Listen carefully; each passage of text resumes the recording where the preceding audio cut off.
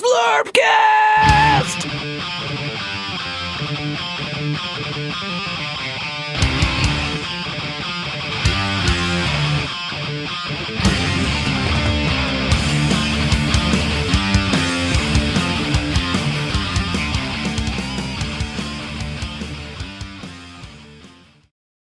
KwikHitz Volume 7, I think it's 7. You know what this is by now.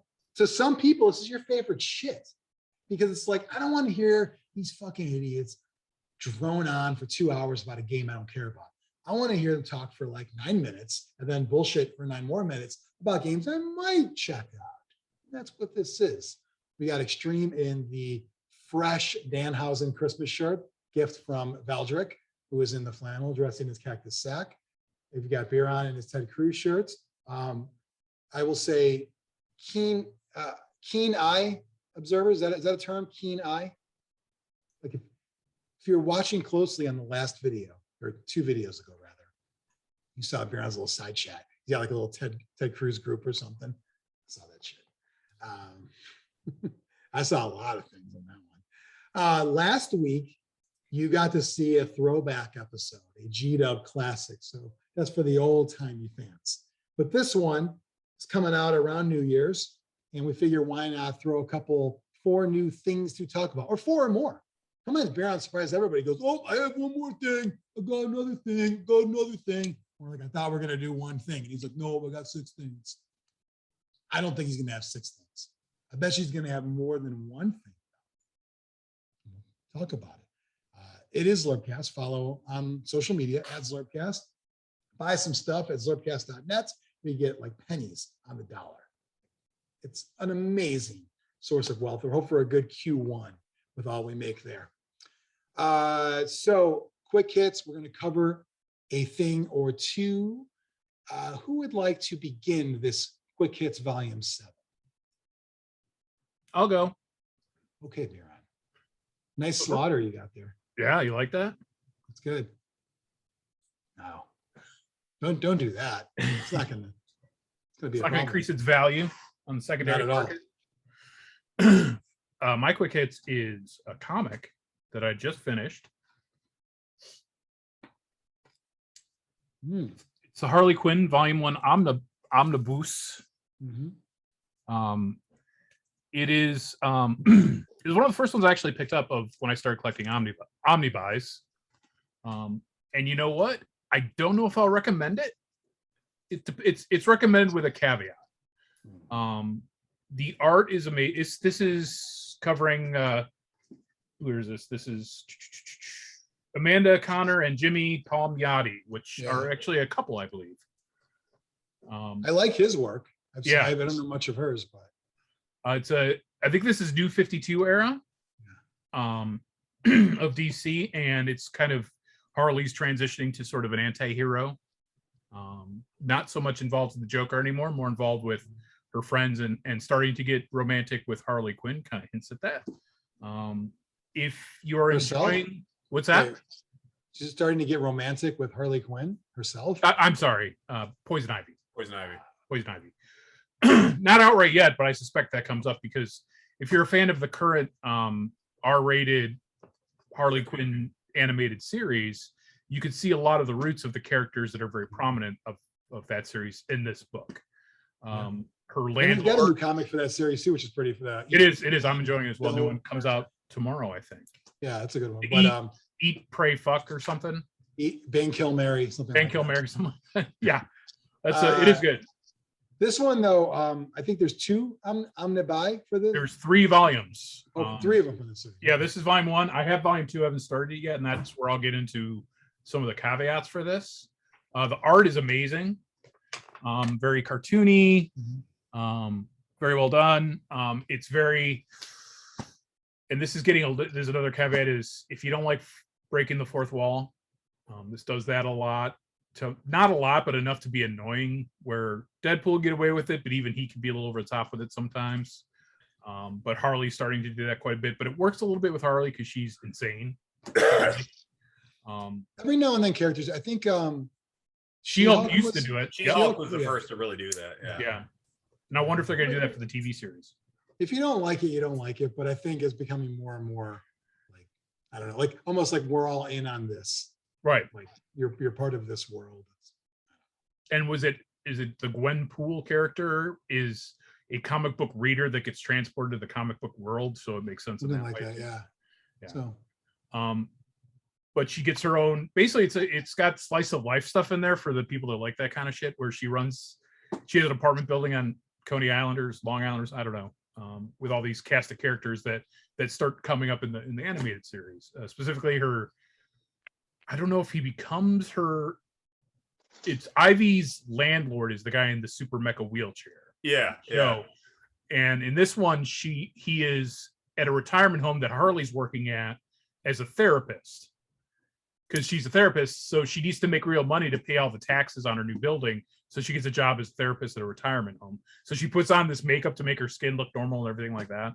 And he's a former ex-CIA super spy who's now 100 years old in a cybernetic wheelchair. he talks like George Costanza too. Yes, very much like George. Like when I was reading the comic, I was doing it as George Costanza. Yes. Um, That's sometimes when there's so many voices, you just end up hearing it later on. I think the word is twee. It's a little too twee sometimes. What does that mean? Overly cutesy. Oh, It's that weird mix of cutesy but vulgar, and she's hypersexualized, which I appreciate. do you think you're too old for it? Maybe I mean I still enjoy it, but I don't know. I think it's sort of like how Garth Ennis was kind of the master of deconstructing superheroes. Yeah. And this feels like the prototype of the super cutesy, more targeted at the young adult, but not quite young adult appropriate content type stuff. At this point, I mean, everything inappropriate is now Appropriate. read Yeah. by younger, like it's. But thinking about this, like I don't think you would see them write Harley Quinn like she's written in here now, where she really leans into her sexuality. Yeah. Like there's a really fun team up story. Like one of the stories in the middle is her teaming up with Power Girl and going on an adventure and trying to get, like, her putting on Power Girl's suit and their breasts aren't nearly big enough. They're constantly talking about how big Power Girl's tits are. Yeah. Why are they in a tit window? Yeah. That's a lot of fun. I don't think, like, it seems like the people writing it were in on that. That's the whole point of Harley. She's sexualized, but it's for fun. It's not exploitive, but I don't think they would write her like that today. Because this is maybe 6 years old, 7 years old, right? Yeah. What year was this?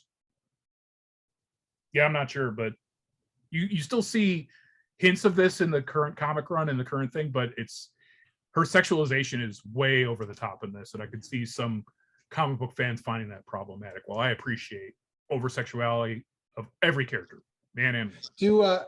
Do you think people go back in the past with comics and get mad about stuff like they do with other things? I think a lot of people that complain about comics in that way don't actually read comics at all. Yeah, I don't see it happening as like, with TV shows and movies where people go to the archives like, this is not right. All it's like, I know it was 1983. It doesn't matter. Yeah.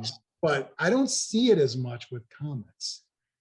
Well, and to their detriment, because they're like, finally, we have diversity in comics. And like, let me explain to you when Storm was leader of X-Men, or when Monica Rambeau was the leader of the Avengers, that you're not doing anything with these two characters. Right.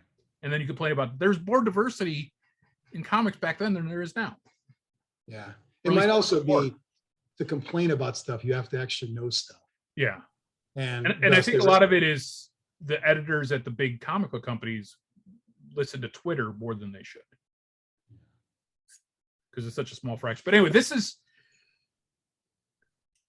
I'm not chomping at the bit to read volume 2. I will read it eventually just because I love the art and I kind of love this characterization of Harley, but it's a bit much for an omnibus. Like this would be, I think this would be more easy to handle in a trade paperback where you're 5 issues and done.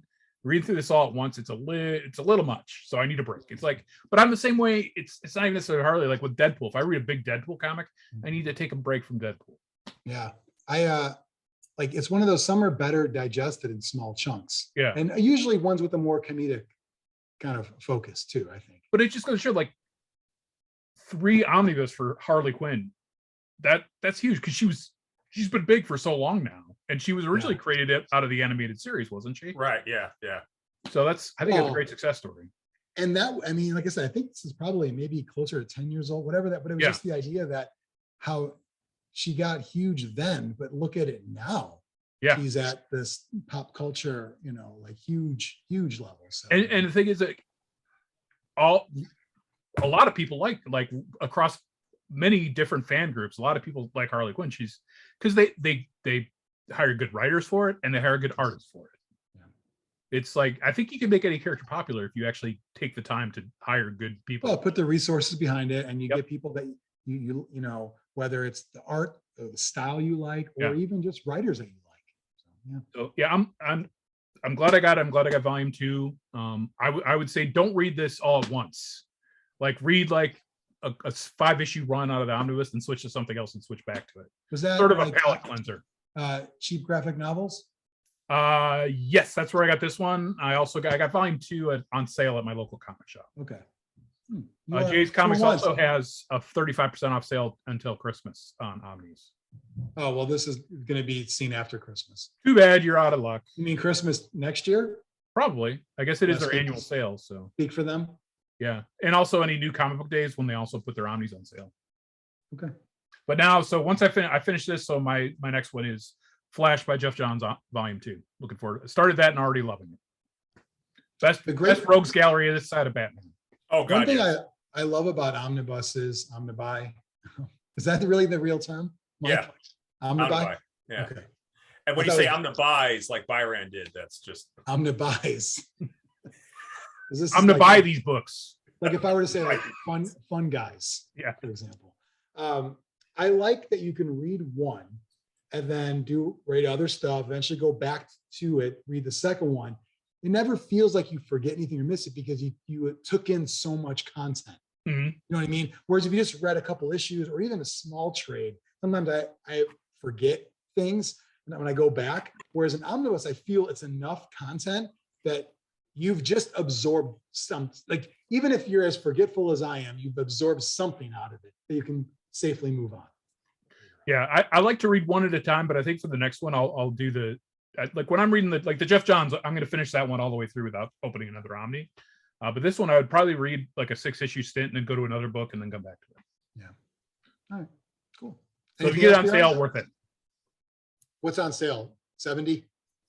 No. I'd say 30 to 40% is what you should always be shooting. No, I mean the price. Isn't that one like around, like if you get a good deal on it, 60 or 70 on that one? Yeah, this is $100. So yeah, 60. If you get for 60 to 70 is a good deal on it. Okay. And I do like the DC Omnis better because they're not uniform. Like the spine of every Marvel is the same, which some OCD people like, but I like the variety. Yeah. Well, it stands that way, out if it's different, it won't like, you don't have like, it doesn't mess you up. Yeah. Yeah.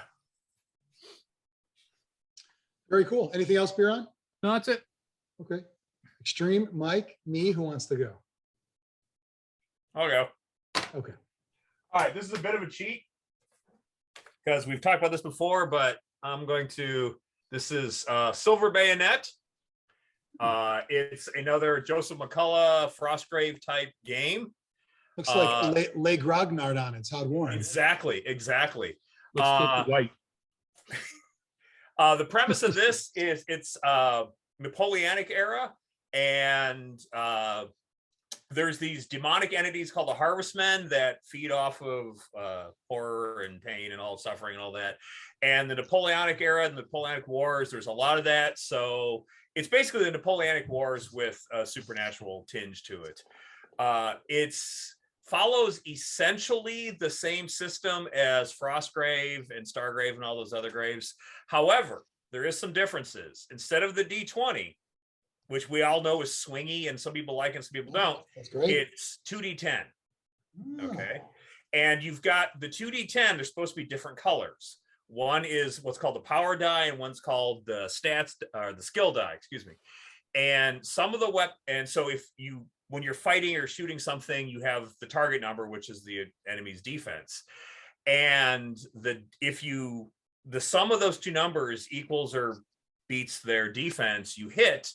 and then the damage will be the die roll from one of those 2 dice. Okay, some weapons are power weapons and some are skill-based weapons. So so it's, you know, as before it was, you know, in Frostgrave you both roll d20s and whoever has the highest wins, and then the damage is the d20 roll. So they wanted to basically get it a little more in check.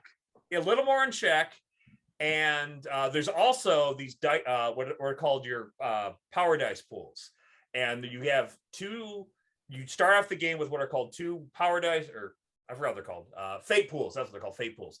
Two dice in your power pool, 2 dice in your skill pool, and 1 die what's called the monster pool. And you can use those dice to for different reasons. One of them is a reroll. So if maybe you hit your target, but you're using like a fencing sword, so that's a skill-based weapon, and you roll like a 2. So you hit them, you only did 2 points of damage. You can use that die to re-roll and hopefully do more damage.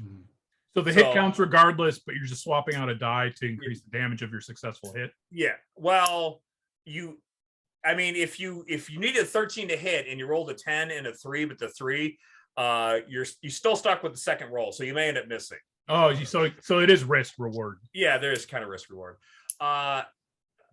So, and they also have different uses as well. Like you can burn one because reloading your weapons is an action. And because it's Napoleonics. Yeah. So you can do this thing what's called a quick reload with one. So you can, reload, but then there's penalties to that. You're minus to hit and you have better chance to malfunction and things like that. There's also this thing called the monster die, because there's almost always a monster in the various scenarios. And the monster works on an AI of, you're going to attack the nearest target. You can burn a monster die to either make it go for a different target or to, because the monster, if he's attacking your opponent, but maybe it was a weak opponent. What are the monsters? What do you mean? Like vampires, werewolves, bandits sometimes. Can't we just have a fair battle, everyone? Why do we always have supernatural things coming in, fucking up our shit? We have these rules, and then all of a sudden, they do. That's called regular Napoleonics. Yeah. I know. I'm just saying, though, it seems like all these games. Now, with that said, though, much like, because when you guys did Dracula's America, didn't you opt to not do the extra stuff? Oh, we did totally the extra stuff. Monsters? Yep. Oh, yeah.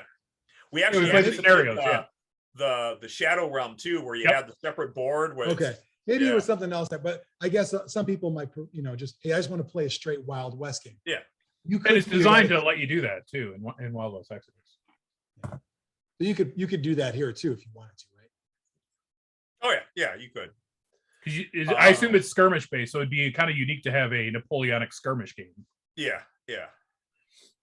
But they do have like what's that called? Muskets and Tomahawks. It's basically War of 1812 and before.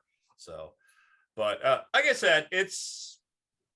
If you like Frostgrave and that kind of game, it's a skirmish game in that era. It's very theme based. If you're playing it because you like that time period, to be honest, there's 6 different factions: the Brits, French, Spanish, Russians, Prussians, and Austrians. But if like the McCulloch games, you have your leader and they're all the same, and the different factions give you access to different the warriors, the grunts, but there's a lot of overlap. So you could basically have 3 different factions that are almost identical. Well, I like his style of games where it is kind of like, I'm not looking for everyone to be the same, but it's kind of like there's not that much variance to say, oh, this is OP.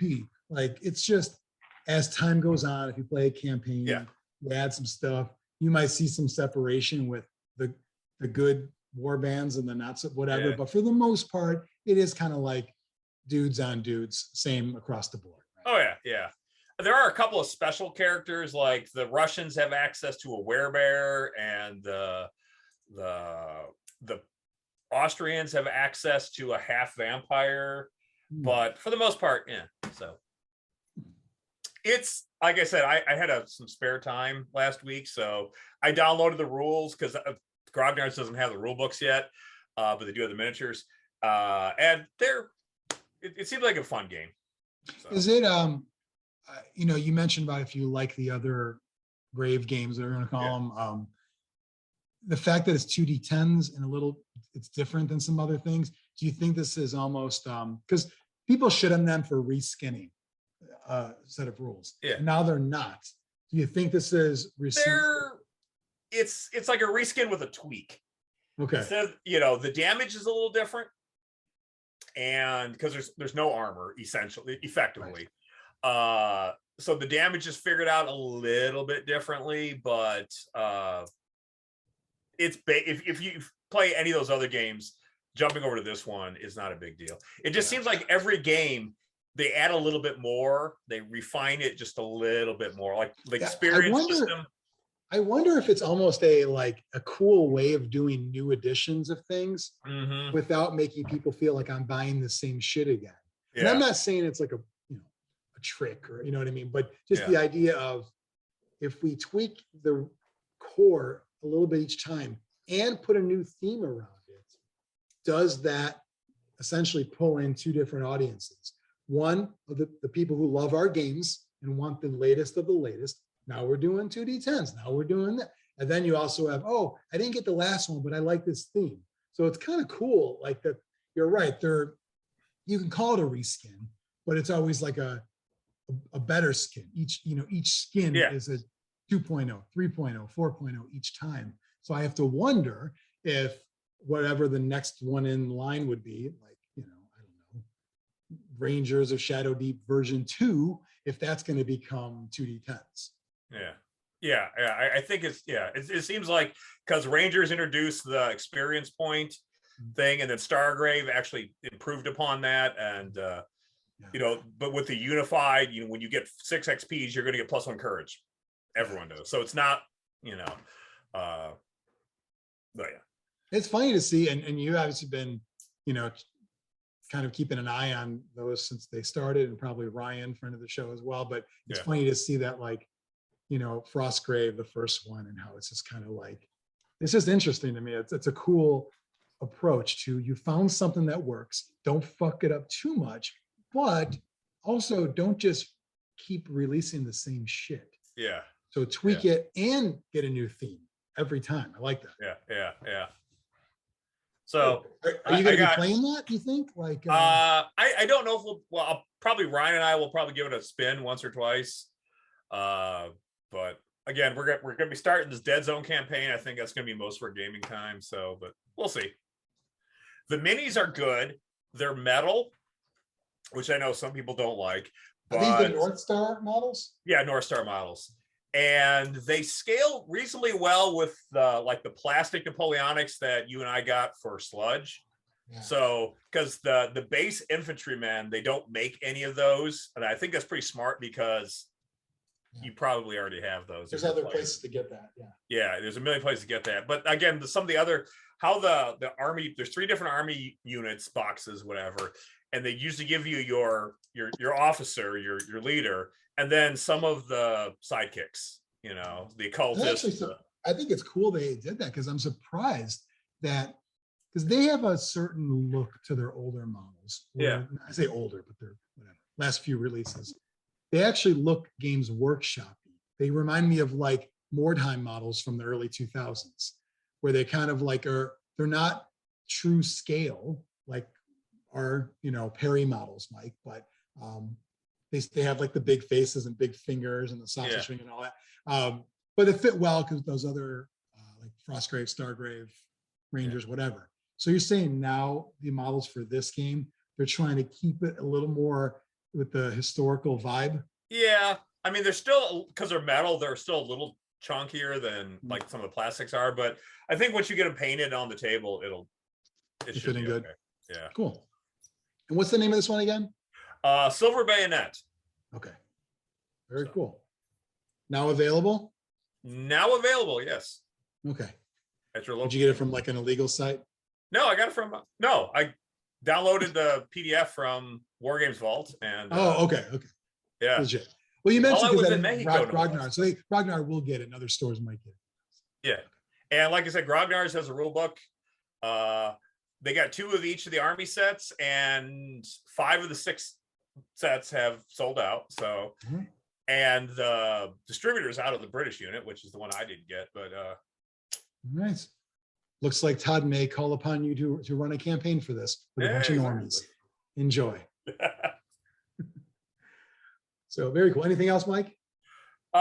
Just as a side note, since you're always saying we should do more than one, I read the first 5 volumes or 6 volumes of Old Man Logan. It was pretty good. Yeah, that's a Jeff Lemire thing, and there were some like I didn't follow the whole story where they killed off our Wolverine.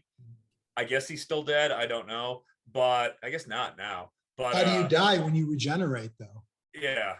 I don't know how they brought him back because he's in the new X-Men, but this is from a different future and he's back on Earth. And the stories that he were focusing on just that were really good. But I knew they were integrating him into X-Men comics at the time. And some of those stories are kind of you know.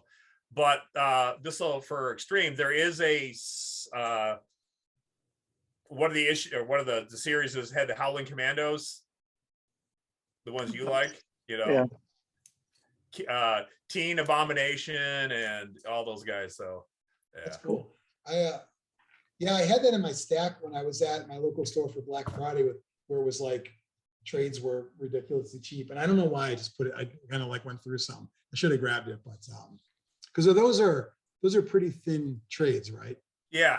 Remember, like, yeah, but they only had 5-6 issues. There's not, and some of the ones they actually have like. At least I had the digital ones, and they talk about the whole thing with Lady Deathstrike and all that, and then they actually have an issue from X-Men in the 80s. I remember because Barry Windsor Smith did the art for it, and that's kind of a backstory kind of thing. And it's interesting. What the interesting thing about that was too is you really get a contrast of how comics were written then versus now. The amount of just talking, in those 70s and 80s comics versus now it's wild when I see those, especially on those omnibuy. Yeah. When they combine old stuff in there, and it takes me a long time to digest that stuff. Yeah. Because I'm so used to, like I'm telling you, I'm reading Saga now, and it's like cinematic because I'm like, it's just these panels of like cool shit to look at sometimes. Yeah. And sometimes that's all I want, depending on the story. And so sometimes you have those old ones, especially when they throw it in where it's like collecting 1 through 12 and also this one from 20 years ago. And then I'm like, oh yeah, fuck. Like I got to put my glasses on for this. Yeah, that's so true. I wonder if there's an Omni for Old Man Logan. I have to look at that. Maybe there is. Yeah. All right. Very cool. Xtreme, would you like to go? Yep. I have a quick little one before I get to my real one. I've been playing on Board Game Arena with Roofer and playing some different games there, Job War and Patchwork and some stuff, and really enjoying it. I think it works really well. It's nice and smooth. Play it on my phone. Give him a shout out. He's got a podcast now. Why don't you give him it's called That Board Game Podcast. There you go. Listen to that podcast. He's got an Instagram called That Board Game Guy, I believe, or That Board Game Dad. I think he's That Board Game Dad. But he's getting into it. Old time friend of Zlurpcast. If you remember the old days, back when we were good, before Mike, before Biran, before they started to play other games, talk about. I believe the Puggy Bacon Breath interview has a little Roofer in it, as well as the replacement episode. When Xtreme and I, we quit, we got in a fight, we quit as a whole thing. He also took over. So great. He has one of the best in jokes that Katie loves about when he Morg and the buckles on his shoes and his Count Luther. Oh, yeah. Thank you for that. So Roofer, I guess we're just unveiling everything. He did a voice. We didn't actually talk to Count Luther. He might have been Count Luther. but not Von Drakenborg, whatever, Van, whatever the fuck he is, whatever. It was a Bill Compton. Yeah. You know, I do declare, I can't even do it. You know, he did it great.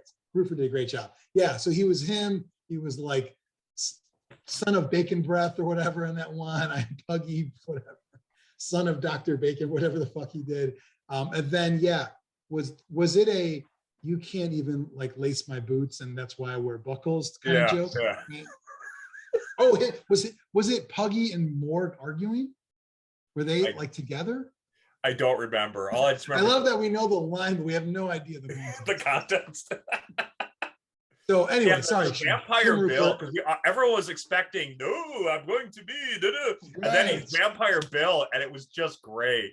Yeah, it's I good. do declare. Also, very much a time capsule of when it was recorded too, because no one's gonna get that now. It was out, but okay, Xtreme. So you're playing online against Jimmy Roofer. Yeah. So if anyone else wants to hop on Board Game Arena, I could use some more friends to play with. There's a lot of games on there is, yes.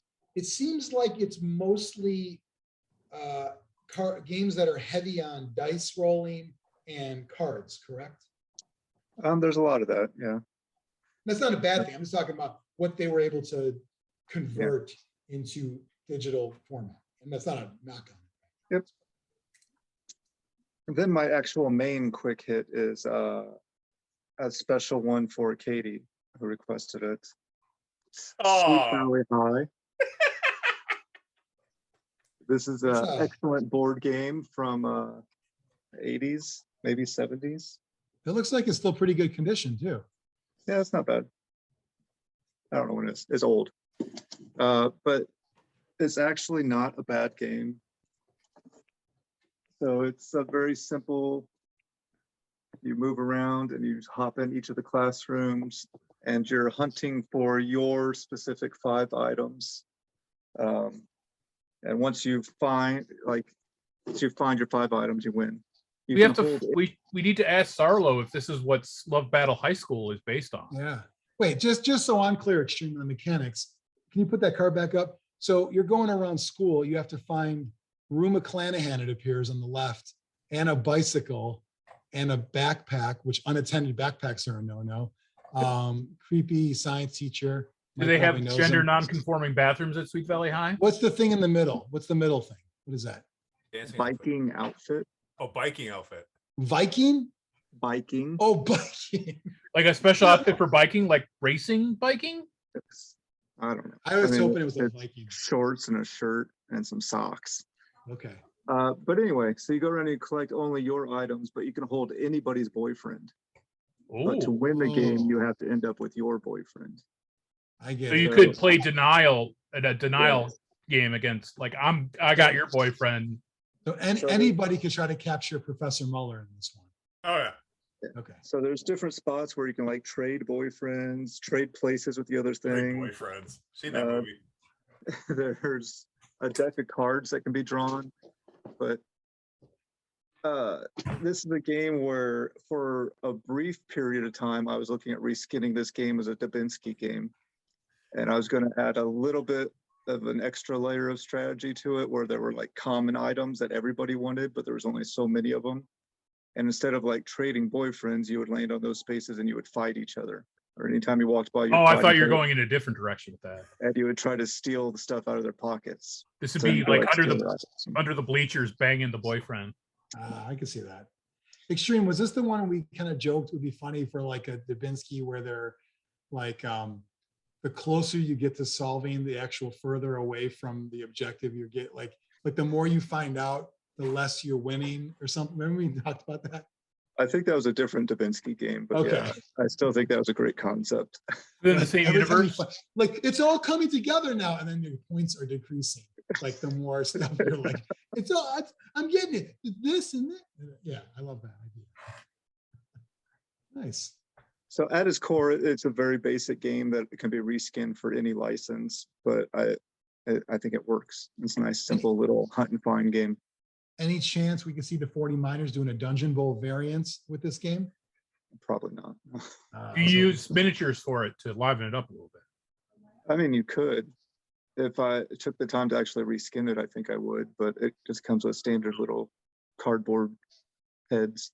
Yeah, where are those people now? Like I think the sexy Kingdom Death ladies would be good miniatures in that game. Yeah, Like when that'd you be cool. the one you painted for me.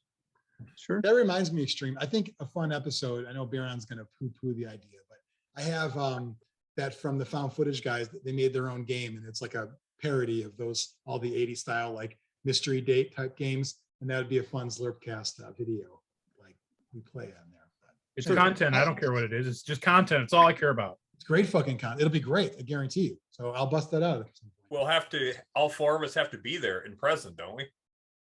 I think it might be something we can. Oh, it's yeah. I don't know. I had to look at the rules. I didn't open it yet. I thought maybe it could be something we could like hold up stuff like who did you pick? Oh, but then we have to have the game. Yeah, Yeah, fuck. I don't know. Whatever. we'll work We'll on it. talk about it later. Extreme see sounds Luna. like a fun game. I like it. Yeah, it's not bad. Katie it's enjoyed it. It's no Blood Bowl. But, you know. Did Katie enjoy Blood Bowl, Mike? She did. Okay. She's a At little one time. intimidated by the new rules just because she doesn't know the new rules, but you know. So the fact that the old timers are getting the band back together, so to speak, has that piqued your interest at all? Yeah. Okay. I And figured I'm it making would. her go to Winter Wizards Bowl, so When is that Very this nice. time? January, February. February. Oh yeah, it's first week of February. Yeah, Yeah. So very nice. Extreme. Anything else? you're gonna be there, aren't you, John? I'm planning to. Yeah. Unless Weather there are any permitting. unforeseen weird house stuff. Oh, Brian, I saw your daughter's favorite food is mom's spaghetti, and it made me think of M&M for some reason. It's grandma's spaghetti, but Oh. yes. Eminem actually opened up a restaurant. Yeah, it's called mom's, and you get Yeah. spaghetti sandwiches there. I want to try it. Where's that at? Detroit. Yep. You get all the good stuff. Extreme. Anything else? Nope. Okay. I got a quick two first. Got a Blood Bowl mat here. Maelstrom mats did that. They make amazing, not just like mouse pad, but like stitching. So it always Oh, lays so it flat. doesn't fray at the edges. That's nice. So you can roll it up, put it in its little sock, if you will, and bring it to your various adventures and cons, and yeah, it'll lay flat. Very nice. It's got everything on it, dugouts, all that shit. So if you're into Blood Bowl and sevens, I think as well, they've got pitches for both. Got my first slab as well from Three Jokers, Nice. which I really enjoyed. This one came out last year. Jeff Johns. Some say it is the like spiritual successor to The Killing Joke. If you enjoyed that one way It's back great. when, so That's great. there's a few like scenes like flash reflection. Cool. Jason Uh, Fabach, right? Did the art? Is that the guy? Yeah, he did. I tweeted. He actually liked my tweet today, and I Oh, just nice. tweeted this out. And I got this. Yeah, he seems Um, pretty cool. Yeah. So Jason Fabach did the cover and the art, and Jeff Johns obviously. It's 3 issues. So I have the hardcover, but I wanted this issue and this cover as a slabber. My first one. Yeah, it's a Love great is it read. that- I really that's basically what got me back into comics. Was Yeah? that? Yeah. Is what slabbing or this? Three comic? Three Jokers. Oh, this okay. Yeah. Did you get the? I ordered the figures too. I mean, they're McFarlane. They're a little beneath you, but I like them. But the set is coming out with 2 of the Jokers are in the set, and it's got Batgirl, Red Hood, and it's one of my favorite Batman figures of all time. I didn't get it yet, but just the look of it, it looks awesome. The other Joker is a GameStop exclusive, Of course it is. and it's the one that comes with the camera. Good for Barbara Gordon. That's the comedian, right? Yeah, the comedian. No spoilers if he's like the real one or not. 'Cause There's 3 of them. The clown, criminal, and the comedian. But anyway, I don't know if I'm going to buy more. I think it's kind of cool to buy them because, like, value might go up. I don't know if I care. I just think they look cool on display. They look cool. Yeah. Love to get that New Mutants beer on whenever you have a moment. I'm waiting on my ASM 300. I'm afraid it's going to be so low that all Maybe a this, 1.2. it's a huge letdown. I don't even want it anymore. I want to crack it back open so I can have it again. All right, so my real thing is a game. Awesome 2-player game called Martian Chess. Mike, do you know this one? Oh, I'm shocked because I knew of, I've heard of this pyramid thing before. Pyramid Arcade. I've heard of that. And then when I got this game at my local store, it was like $20. I was like, what is that? I've heard that before. It's in a weird way, it's kind of like your thing, Mike. It's like a theme, a series of Biran's trying to take my thunder away here. That's fine. Whatever. Basically, it's a set of rules and style, I guess. Like it's all about the cones. It's all about the pyramids. So there's a shit ton of games made for these pyramids. And so this one's got one thing on it. That one has 2. You can see it. That one has 3. And upon further research, there are like 30 or so games designed by Looney Labs. The guy who makes these, I guess his name's actually Looney. Look it up, like Andrew Looney. Like at birth, I don't know, maybe, I don't know. I'm not to say, you know, but then after the 30 or so that are made by this company, fans have published their own pyramid games. So, with all that said, I'm not all in on the pyramid thing, but this game's really fucking fun. I think it's like their #1 selling pyramid game. Because, you know, as a boy, I enjoy chess. Not now, because I like games that you roll dice. Who knows what's going to happen. But I also like Martians, and I thought, that's cool. But, you know, there's nothing really chess-like about it. It's kind of like when you say Blitz Bowl is like Blood Bowl. Not really like it. Like it's not anything to do with it. I will give you the basic rundown of the game, however. Let me get the board out. It's not a large board, as you can tell by that tiny box. We all love a tiny box. And you have this right here. You have 3 of the big pyramids, 3 of the medium ones, 3 of the little ones. The big ones are called queens. The medium ones are called drones, and the little ones are called pawns. And you have the same exact pyramids on each side to start with. I should keep this out again. It's basically, I'd be set up in these 9. You're going to be set up in those 9. And it's the same, like the 3 queens are here, the 3 drones are there, and then like the 3 pawns, I believe, are these 3. So we have like that. Same. There is one, well, there's a lot of rules, but not a lot of rules. There's one overarching theme rule. In Martian chess, color means nothing. They say that. As it should be. They say that in here. The first line of it, because they want you to, these are the other ones. Where's the real rule book? This is like all the other games here.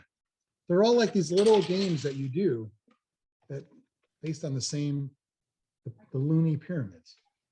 Martian chess.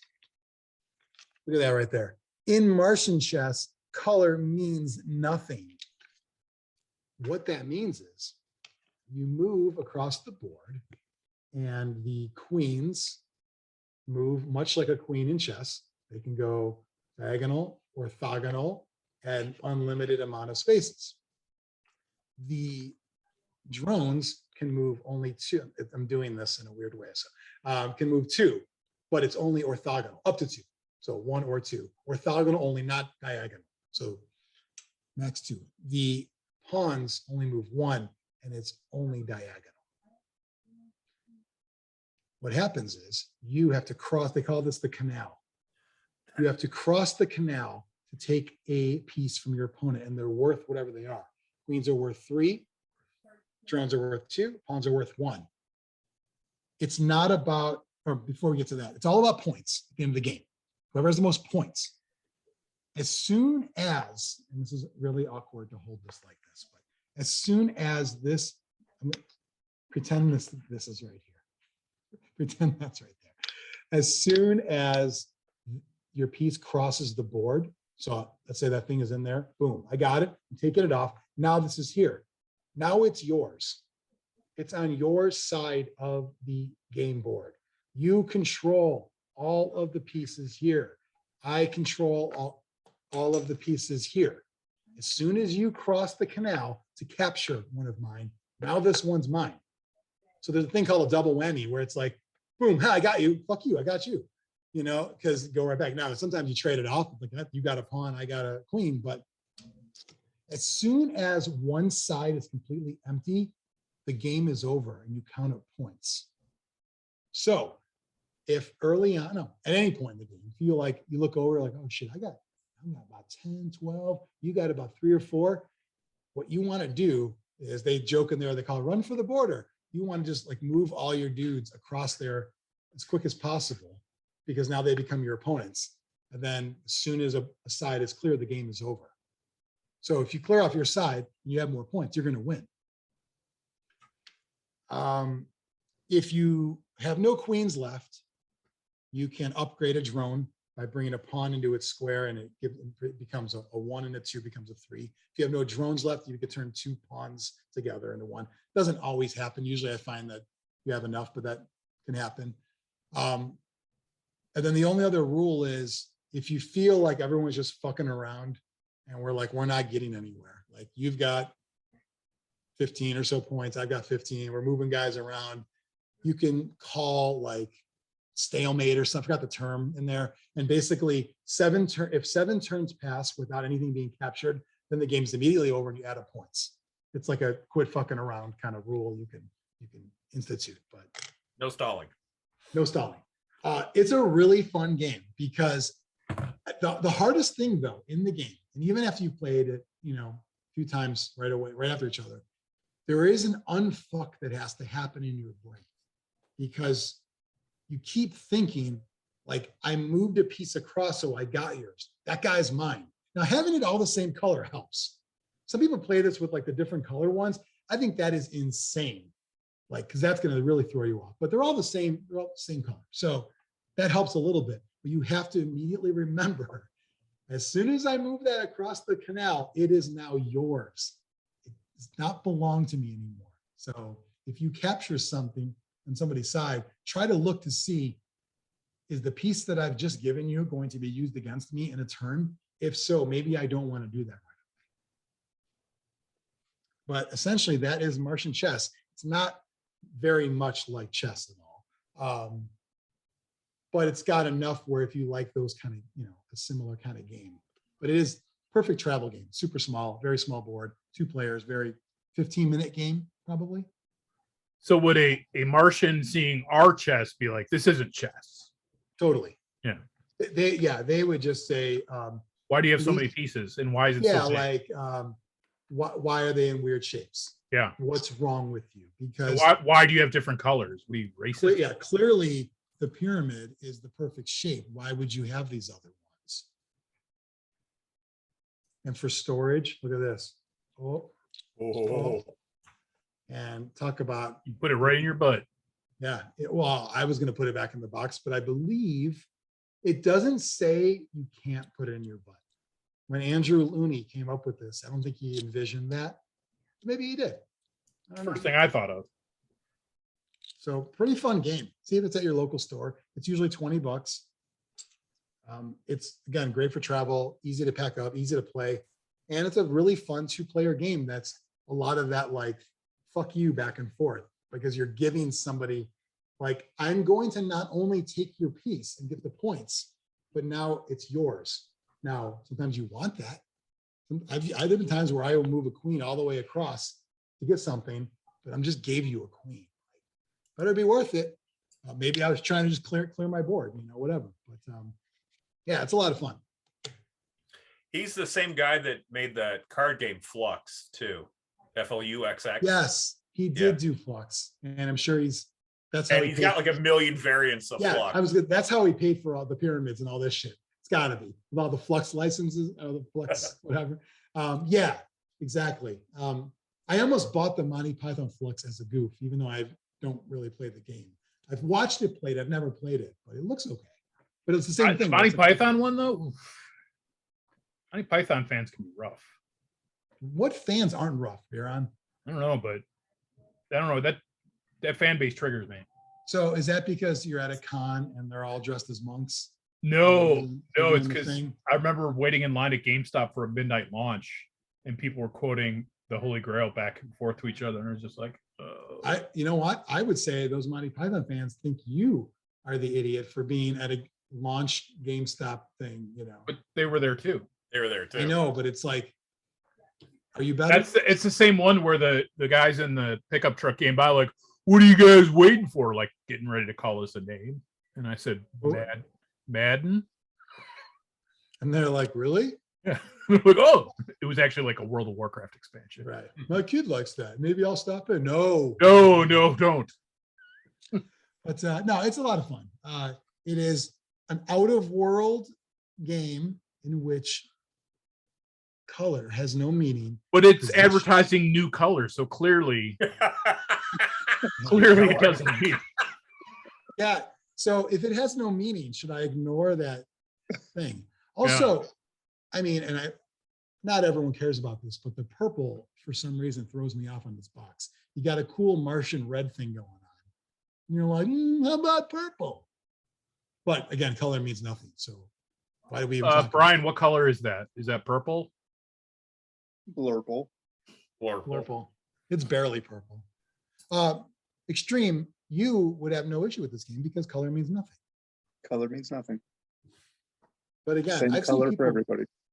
they play, like they get the full, this pyramid arcade, like people buy, I think there's like a big box, like a pyramid arcade box, like a normal. It has everything. With like 100 games. You know, it's like one of those video games that has 100 games.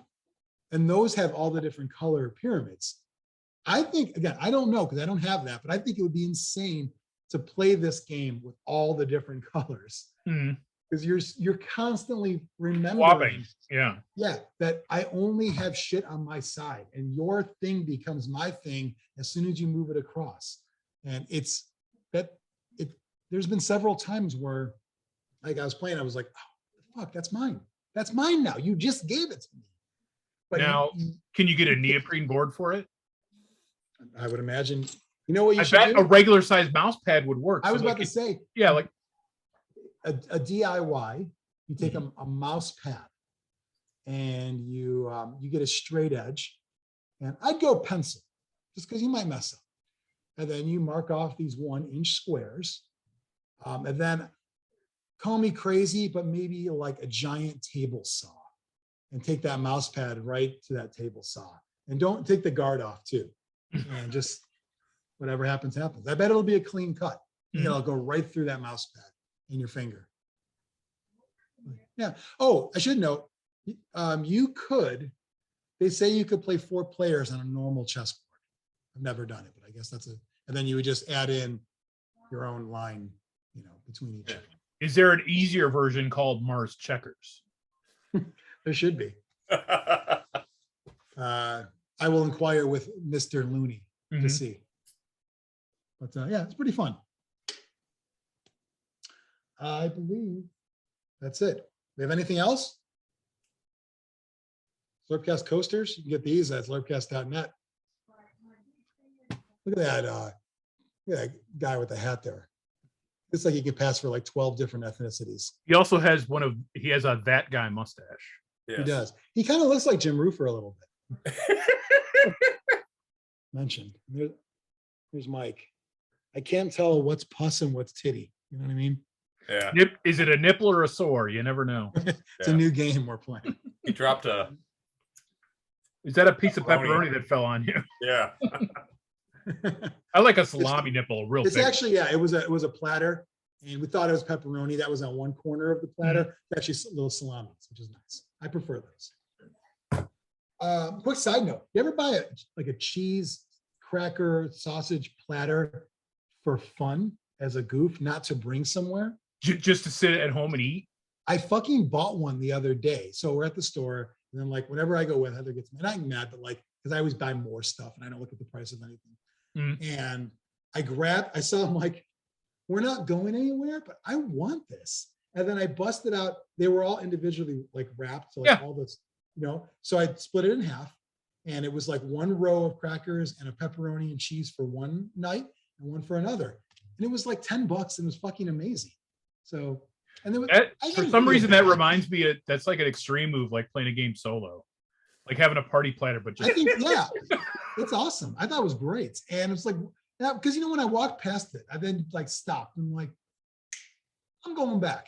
Because then I thought, why do you have to go somewhere to enjoy cheese, crackers, and salami? Why? Well, they have ones that are for every day. They're called Lunchables. I know, but then I could literally buy just a block of cheese, but I didn't want to do the work. Yeah. The Lunchable is already set. It's just. Oh yeah, sorry, not Lunchables. I meant like if I was buying like sausage. Yeah. Right, I could buy Lunchables. I've never had good success with Lunchables. I like the adult themed ones with the fancier meats that they have now. Hillshire Farms has them. There's like a little bottle of wine in there too. No, but it's like Just it's the got main more of ones. a artisanal cracker and like prosciutto. It's not bologna. They'll No, have nuts in them sometimes. yeah, nuts and dried fruits. Like You buy those cranberries. those Cranberries protein and packs. cashews are in one corner. Really good. I've seen those like protein packs, Those are good too. When Yeah. I passed by the other day, it had chicken in there. Yeah. It was like on the shelf. And I'm Oh. like, what the fuck? The ones I I didn't get are in the deli. How do you cool get section. chicken on the fucking shelf? That's weird. I don't want that. No, but Chicken they have ones that chips. are in the cooler too that are like that are That really would make more sense. I Are think those that's where they belong. P3 things? Yeah, those are good. What's that, Xtreme? P3. I think they belong in the refrigerator. I think they were misplaced on the shelf when you said Yeah. it. Yeah, because they're by the deli section by us. It was stashed behind a bunch of roadblock action figures. And I was like, what is this doing? No, now it's Cobra Commander and Lady J. Well, so what I saw for warmers was it's kind of funny. It was Lando and Carl Weathers Grieg? Karga. Yeah. Grease Grieg- Karga. Griff Karga. Yeah. Yeah. Like, come on, guys. It's- Fucking we're not there as a society yet. Carl, but also Carl Weathers, awesome. Billy D. Williams, awesome. Awesome. Fucking Warman Pegs next to Riho from AEW. Get the fuck out of here. With that said, I didn't buy it. I had Lando. I should buy Cargo. I should, because I have Mandalorian. Why not? We should do a series where we go to Targets and we say racism that lives in America. Just show just a montage of Lando and Griff Kargas. That actually, would be great. Yeah. So you'd go to the toy aisle and like basically it requires some extra editing, clearly on your part, Biran.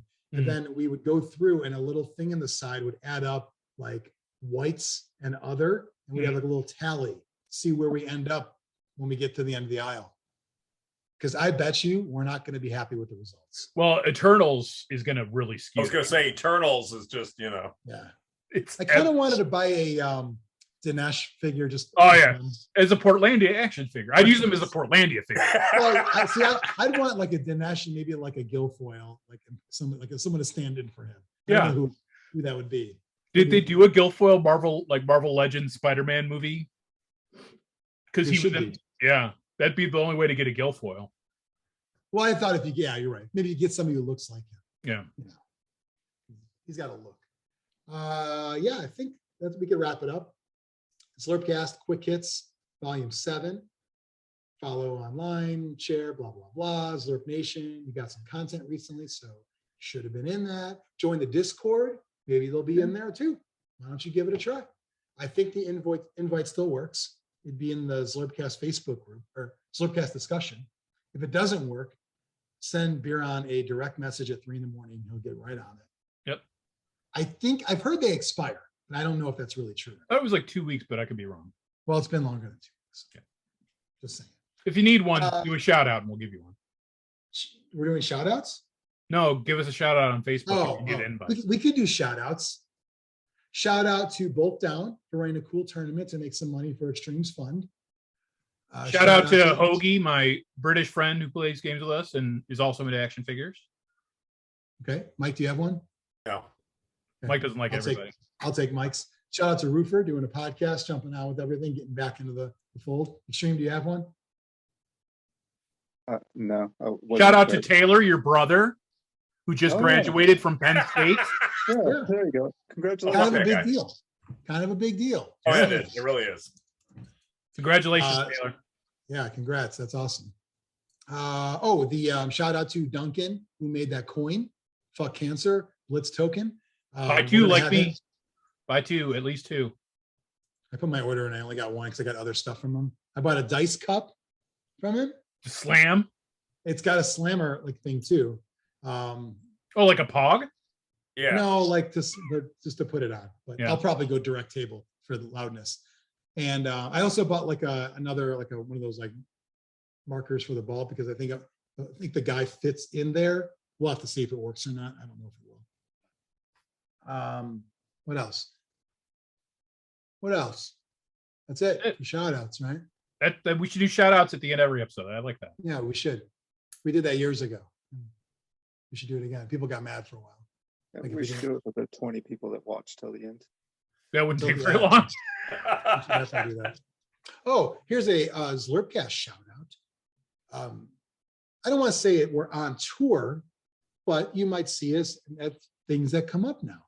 So Winter Wizards Bowl 4, Back to the Dungeon, is February 5th at Grognard. It's sold out, so don't even try. Like, don't even try to get in. It's fucking But there are standing room spectator seats available. Yes. Sure. Somebody asked in the chat, can we bring people? And I was like, no. And Jeff was like, yeah. I'm like, oh, I'm just kidding. He said, it's encouraged. I was like, what the fuck? In what universe is Kibitzers encouraged? Anyway, it's as a joke, as a goof. That is the February 5th. And then Adepticon is the end of March 26th through 30th or so, right around there, whatever those dates are. That will be the first time all four of us are in the same place in how long? I mean, it's been years, right? It was last time it happened would have been Adepticon. probably, Or was it at a XCW event? I was going to say Extreme Super Show event. And you had your friend Italian Beef there too. The racist guy. No, he's not racist. He just looks racist. No, the German Nazi guy? Oh no, that's not Italian Beef. Oh. No. I don't know that's that different beef. I believe that's corned beef. Or maybe sauerkraut. I'm not sure. Yeah, Adepticon. So preliminary schedule. Mike's probably looking at Friday Dungeon Bowl. Yeah. Right? I gotta get that put in, but yeah. Saturday daytime is Super Bowl day 1. Oh, quick side note / complaint. You know, on the NAF site, you have your championship. I don't, but people who have won things, they have them listed. I won a day 1 of Super Bowl years ago. Day 1. Does that not count? And that's okay, Mike. I don't mind. Does that not count as a tournament win, or does it by NAF standards? Yeah. Day 1 champion is not a tournament winner in the eyes of the NAF. Well, back in what I have done is initially it was just one entry, but now I've actually set it up as 2 different tournaments. So there's day 1 and day 2. I put it both in as separate tournaments. That way you can play a different race day 1 and day 2. And you can win both too. You can win both, yeah. But it also, Yeah. for those that are trying to get to 24, you get 2 in one weekend. Oh, smart. Yeah. So 24 is now 26 now, by the way, but whatever. It's more than that now. 28, I think, whatever. 28, yeah. It's in the 30s. I'm not. No, it's what, gonna be 29 now with corn. Well, corn was in there from the old corn, I thought. Part of the 2028. Oh yeah, you're right. I think So it's it's corn, 31. Bretonian, Slan, and I think it's 31. oh, then you have Black Orcs, you have the nobility, well, whatever. 31, whatever. All I know is, Mike, if there's a way to retcon that fucking tournament win, feel free in your spare time. Make a day 0 tournament for this year's Adepticon. Are you saying and have that you JP won be one the of winner? the I won a day 1. You did? I don't remember that, but that's sure. Yeah. All I gotta do, I didn't keep records of any of that shit. If it did, it was all in Zlurpy form, and that's gone. So Xtreme, where are we at with the restore? Where are we at with what? The restore of Zlurpy forms? It's not happening. I've put 0 effort into it because I don't care. So do you have all the files on your old hard drive? No. Oh man, I was hoping for like you'd have No. one massive PHP file with every fucking. No, when I purged assuming I would never go back again. Well, maybe I'll do some digging. Maybe I'll poke a few people, but I believe I won a day 1 and didn't play day 2. you know what year that was? No, it would have. I can enter if you tell me what year. Oh, you know what? I will. I'll find out because I'll look on the NAF. I was gonna say, look at the NAF site. Yeah. It's whatever one I was probably like 2 wins and a tie or something good enough. But, anyway, I was just checking that. I was like, oh, these people. You don't have your trophy and or plaque from Adepticon? I don't think so. I tell you what, Mike. If what I do have are the medals. If we can make the medals become the always prize, I'll always save them. But sometimes like a plaque gets. So at Adepticon, we should wear all the medals that we've ever earned. Yeah, good point. You only have And 2. even the ones I didn't earn but have. How many like do you have, besties. Biran? I have 3. One. Ooh, Biran, could you take the Blaine and make it into a medal like, around your neck? I'll be like Flava Flav with his clock. Yeah, you could be like fucking Biran and just fucking have your own thing there. I like it. I was an asshole in the Windy City Rampage that Dean ran, and I could have won both medals because I was playing like a gamer. So what did we put for that? Because I forgot I submitted the same thing. Is it winner? Oh, I think it might just be winner. It was like a most kills, like most brutal. Oh, I should have put that. I might just put winner only. No, You should have put a whole bunch in so almost everyone gets a medal. Yeah, I should have. But then it's like, fuck you. You're going to be bumped for Flames of War. Dean got him, so that's true. Well, yeah. Well, he got 2. Yeah, he's a little more frugal than I am. I put it in and put Dean as sidekick. So we should have free tickets, hopefully. Mhm. But yeah. So anyway, enough with Matt rants. Day 1 of Super Bowl, Saturday, like usual, like 8 to 3-ish or whatever, 8 to 4. Then Saturday night, I've got Windy City Warfare, which is a demolition derby using a very simplified version of Devil's Run. You don't have to know how to play. Bring a Hot Wheels car with like guns and shit glued to it. And then Sunday, day 2 of Super Bowl. Jam-packed. Biran, I know normally you say don't sign up to stuff, but you could. you should sign up. I shouldn't sign up for stuff, but you should, the viewer. Biran, you're going to play in Devil's Run, right? Yeah. You're not going to play Blood Bowl. No, but I'll be there. You'll be there. Would you consider doing Dungeon Bowl on Friday night? No. Think about that one. Because you're not going to get all the weirdos. Yeah, I have no idea how to play it. Mike, are you going to demo it one of these days? I could.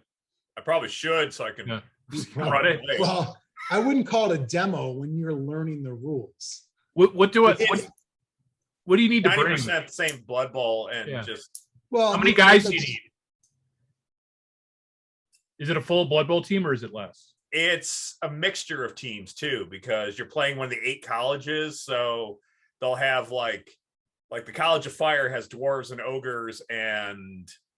But you could play one race because some of the colleges, like that one you mentioned, you could play dwarves because then you wouldn't get an ogre or a halfling or whatever. Humans. I'm just thinking what I already have painted for Blood Bowl. Yeah. I think it'd be cool to do a giant Dungeon Bowl game, but everyone doesn't bring a full team. You bring like 3 dudes. Get everyone in on the action. Until they die. But who's going to run it? Mike's not going to do that. It's like it's easier to play out of the box. And I would agree. That would be easier to do than to create a whole new thing. Anyway. So that's Adepticon. We'll see you there. And if you want autographs, whatever, 20 to 30 per one item. Glossy. Yeah, per glossy, one item. Got to go at the back of the line after you get one. And photo op not included. That's an extra 35. And if you want Death Path autographed, you have to buy it at the con. Yeah. Don't bring your copy you already bought. Buy a new one at the con. Yeah, maybe I should bring some. They're $60. Not going to lower the price. It's got everything though. If you bought all that separately, it'd be $150. So you get everything. I'm down to 10 copies. At time of recording. You should number those 10, 1 to 10, so they make it like an NFT. Well, if anything, I would number them reverse, like 90 through 100 or whatever. Yeah. If the game was successful, I would totally fucking turn all the characters into NFTs. Yeah. Make it happen. But unfortunately, who's gonna buy it? I'm going to pay to get them made, and then no one's going to buy them. So. Think of it this way: it's more successful than Steven Spielberg's latest movie. Would you say West Side Story? Yeah. I saw it, in fact. What? It was Heather's birthday. She wanted to go see it. Oh, okay. So that's allowed then. It's a lot. It was okay. It wasn't anything special. It was all right. I got to pee 3 times. Not because it was bad, just because I had to pee a lot. Because you're Here's getting the old. thing, though. If it was really, really, really good, would I have still gotten up 3 times? Yeah, for Spider-Man, I got up once. Usually I'm a 2 or 3 time guy, but it was good. It was so good I didn't want to leave. I told you that. Speaking of Spider-Man, I told you that horror story of Spider-Man 2, the Tobey Maguire one, where I refused to get up. My fucking legs went numb and I couldn't walk out of the theater. I almost fell down and then I peed. Before I got out the doors, I went back to pee again. Yeah. And then when I got in the car, I'm like, I have to pee again. I didn't go back in again. I didn't want to do the whole buy a ticket. I'm just going to pee. But I've switched to bottled water instead of soda because they switched to Pepsi at my theater. And I don't have to pee nearly as much, even though I'm drinking a giant bottle of water. Nice.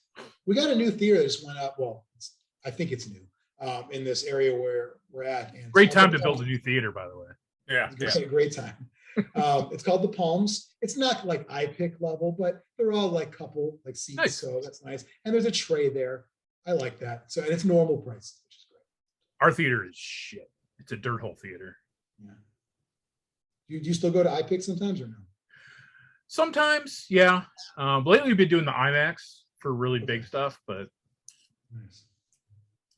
iPick's not bad. If you don't eat, it's not terribly expensive.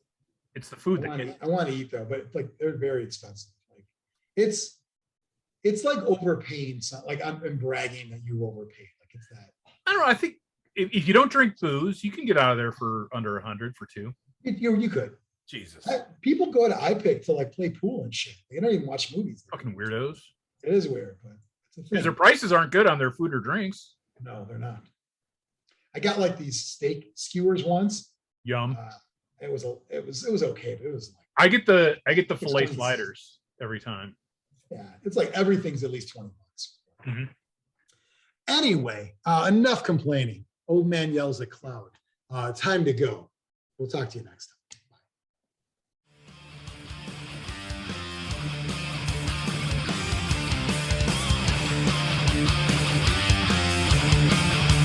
Zlurpcast!